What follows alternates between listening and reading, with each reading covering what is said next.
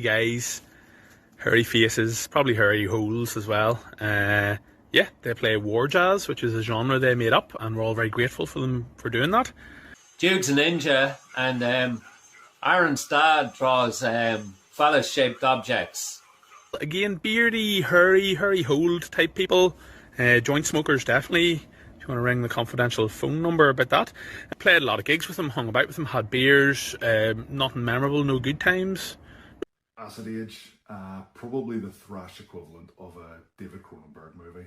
You know, just arty, twisted, you don't know what's going to happen next, you know, just really unpredictable, disgusting in more than one way, really fucking talented. I had this like stupid idea that I was going to start this, I suppose, studio project or whatever, and it was just an excuse to record and play music and just play a bit of guitar. And I was looking for band names. I was thinking about this and that, and at the time it was sort of during that whole like thrash revival thing of the mid-2000s, and a lot of bands were coming out and they were like Toxic Holocaust, Municipal Waste, and blah blah blah. They always had these like chemical type names, you know. And I wrote Acid Age. Every time someone asks me about that, I give a different answer, like where the band name came from. But I think it was just I liked the alliteration of the two A's, and it just sounded like a band. I think now I'd probably call it something different. So I joined Acid Age in 2013. It was originally going to be a studio project of Jude's. He was going to have like a load of different musicians play different tracks and stuff. And I think initially it was never really going to venture outside of the studio. I had played gigs with Jude prior to this, so I think that's why he got in touch with me. Whether he liked the way I played bass, who fucking knows. So the first time I actually met Jake, it's really funny because we were both in different bands and we were playing this wee all day, like wee small festival, and we were, as I say, in two separate bands, and his band played, and I remember watching them, and they were alright. They were a wee rock band called Slither, and it was very clear that Jake was something special. I remember he was kind of like a cross between, back then, this is when he's a cub, bear in mind, but he was kind of like a cross between Cliff Burton and Geezer Butler. So he was doing all this crazy fingerstyle stuff, and he had a wah pedal and a distortion pedal like Cliff Burton. And then later on that night, all the bands, there was like 12 bands sharing a bedroom with 5 beds. So the first time I ever actually spoke to Jake, I was in bed beside him. It was like, just was knackered after the gig. I was like, I don't care who's in this bed, I'm getting in. So I climbed into bed, and he's like, alright, I'm Jake, nice to meet you. Fist bump. I was like, I'm Jude, nice to meet you. So we got chatting then, and we got on great. We were like bitching about, you know, the squalor that we were sleeping in and whatever else. And then we stayed in touch. That's really all there is to it. At the time he asked me, I was playing in a rock band called Slither. Just doing like wee local shows and stuff. Gigging most weekends. And yeah, so I got a message from Jude one night asking if I'd be up for helping him out with writing some songs, recording a few tracks, guesting on this project of his. And my initial thoughts were like, you know, finally a metal band I can play in, and from there that's how it went off. Here I am today, like over 10 years later, still in the band.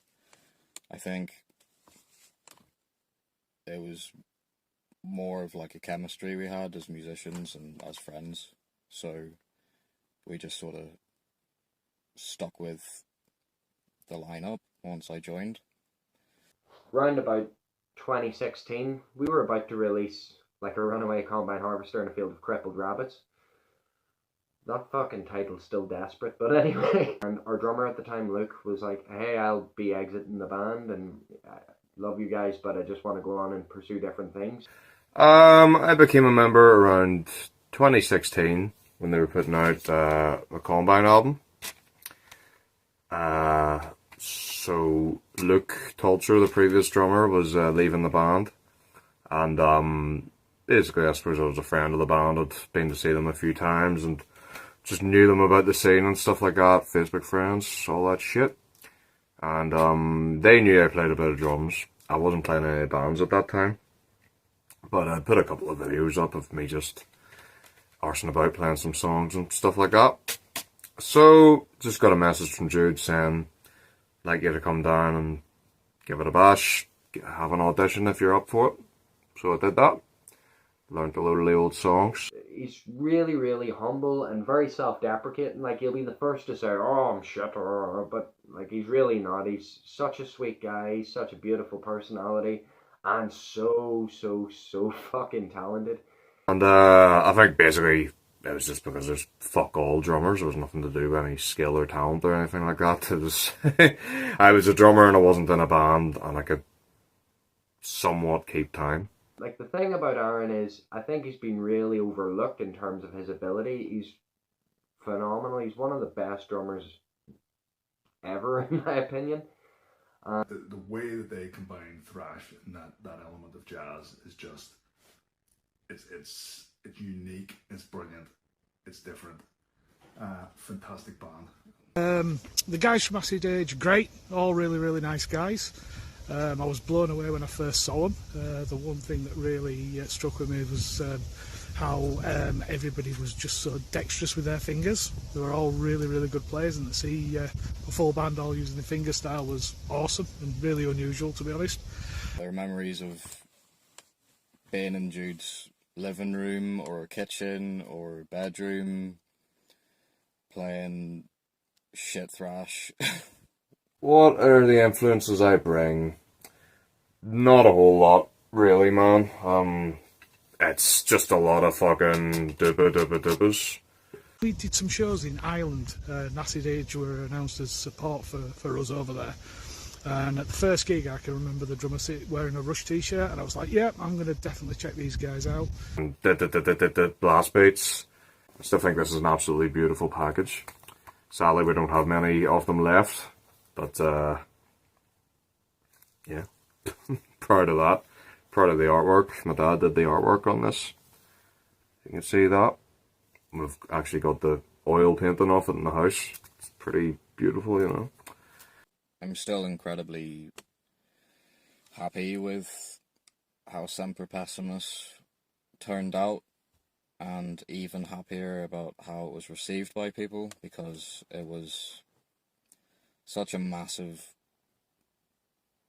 step for Acid Age to take in terms of everything, like musicianship, composition, concepts, just our personalities, and like really marked like the end of a chapter for us all, I think.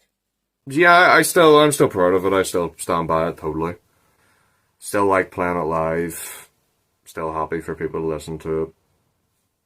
Yeah, it's my first ever album, and yeah, it's pretty good. So Semper Pessimus was a really significant moment in the band's history, because it was the point where we stopped copying other thrash bands and just started writing riffs. And I can remember me and Jake writing a lot of the riffs, and we had this rule that if it didn't make us absolutely piss ourselves laughing, we didn't use it. So that's why a lot of the riffs on that album are really wacky and a bit out there. And a lot of them are just, they're ridiculous in one way or another. So it might be ridiculous just in terms of velocity and speed, or it might be ridiculous because he's got some crazy bass effects, or it might be ridiculous because of some crazy difficult technique or something, you know. But there's always like a maniacal element to every single riff on it. And there's hundreds of fucking riffs on that album. It was nearly like a rebirth for us, and I think that's a common feeling for the three of us. It was like really like, this is it. We've finally found this weird algorithm that is Acid Age, and we're all really happy with the sound. And I think that Semper Pessimus really reflected that. I think we did very well. I love every song on it.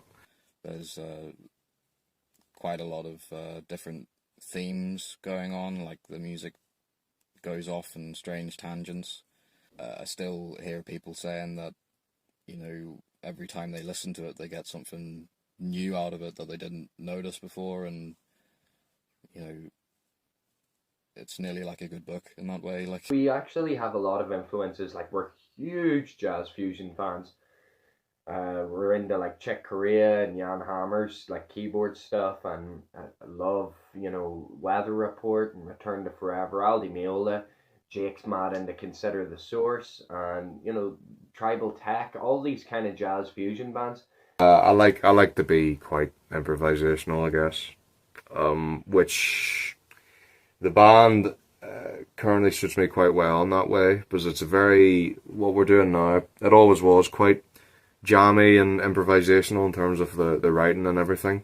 We decided we were going to do the full album analog. All of our favourite albums were recorded analog, and we're, you know, young band, so we were like, let's experience this, because this is an opportunity to experience recording in a live room and just learning things, you know, about working with reels. There's no click tracks, there's no nothing, you know, the drummer is the click track, he sets the rhythm, and there's no cut and paste, there's no nothing. You have to be tight and you have to be on the ball, and you have to do it in one take, you know. So worth it. We had the best time, and we went to Analog Catalog. It's this beautiful log cabin out in the arse end of nowhere, and you just wake up in the morning, drink your morning coffee, and overlook the lovely mountains and the forests, and there's deer running around, and, you know, you're like peeling and coring apples and feeding it to deer, like, ah. They released their last album, Semper Pessimus, and it was just a really, really good moment for the band, because it was like, this is what this band should be. This is the best version of this band. And I remember seeing them and watching them and going, this is a turning point for me. First time seeing them was in Voodoo Belfast for the launch of their absolutely brilliant Semper Pessimus album.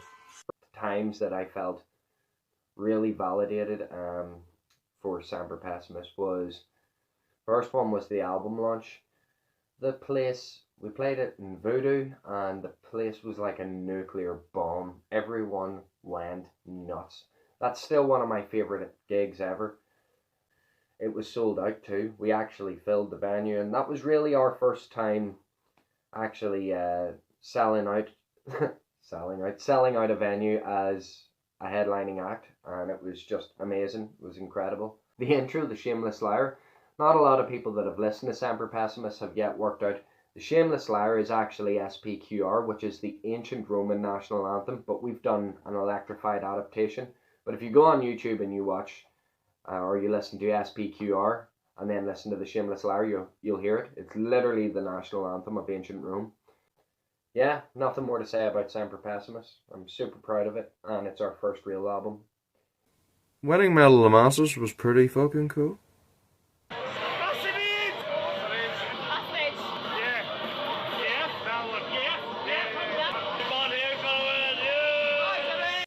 Metal to the Masses was it was fucking brilliant as always. I mean, we've always enjoyed it, whether we didn't make it to the final or not, or, you know, it's always been about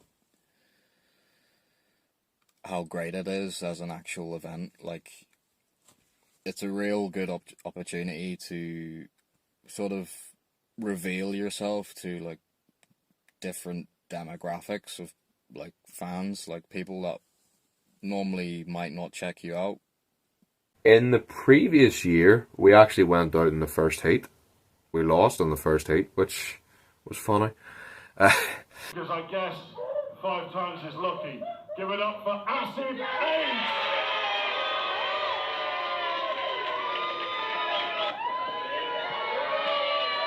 Acid Age!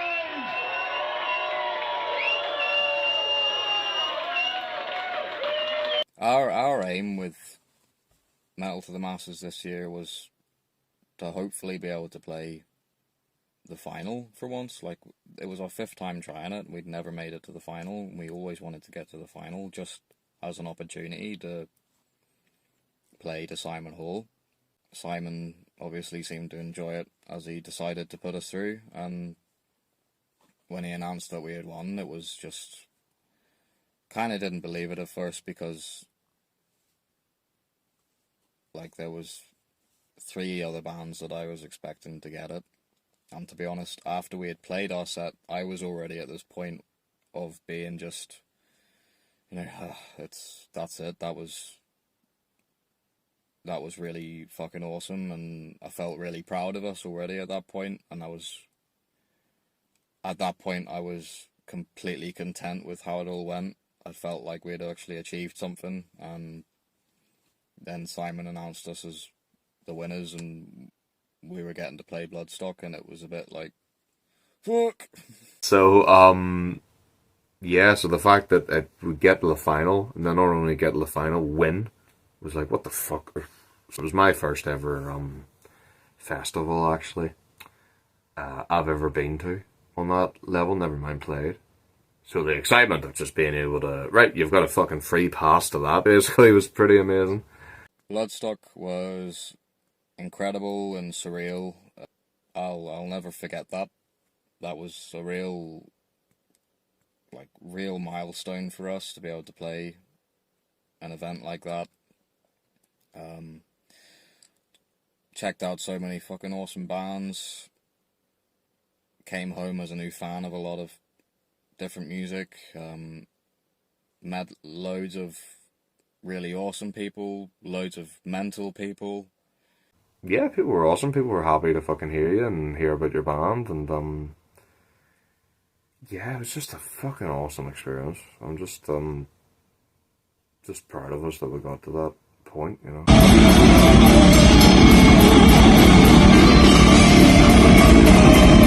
The whole experience was just phenomenal. It was, yeah, like I said before, it was just surreal to be involved in something like that. Such a festival that's like a fucking big deal.